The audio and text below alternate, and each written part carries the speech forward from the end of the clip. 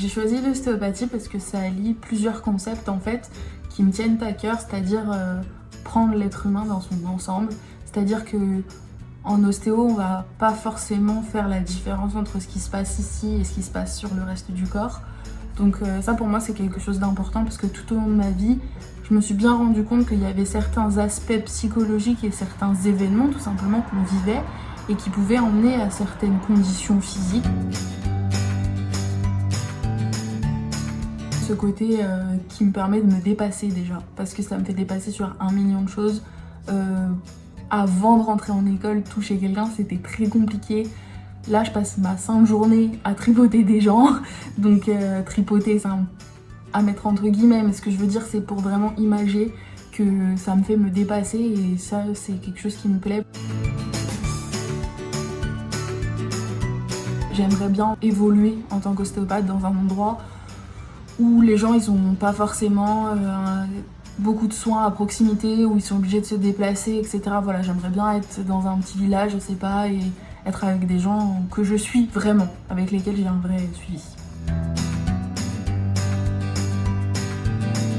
En rentrant en école, donc en 2018, et du coup c'est après avoir été vivre un petit peu en Belgique pour passer des concours, que j'ai rencontré un super bon ami à moi. En voyant comment je prenais mes notes, etc., comment je faisais mes cours, il m'a poussé en fait en me disant écoute, ça serait super bien, ça plairait à plein de gens, etc.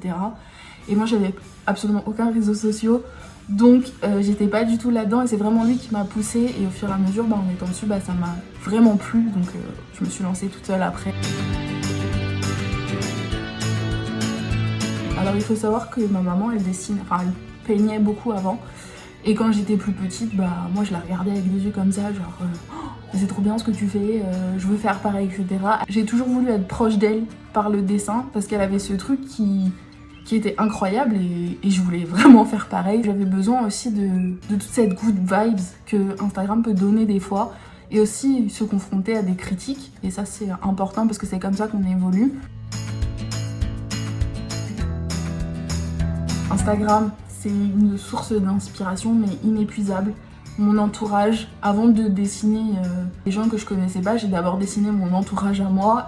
D'avoir commencé à en parler sur Instagram, de voir à quel point les gens ont été vraiment enjoués de ça, de voir l'engouement qu'il y a pour les wallpapers, les concours que j'ai pu faire avec des choses qui ont été créées par moi, comment les gens sont contents, comment les gens participent, ça me motive. Pas ma priorité, c'est-à-dire que moi mon but c'est de devenir ostéopathe, donc je fais toujours passer en fait mes études avant tout parce que c'est le principal pour moi.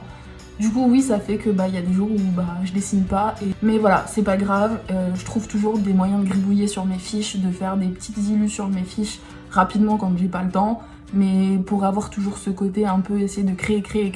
Je vous fais plein de bisous.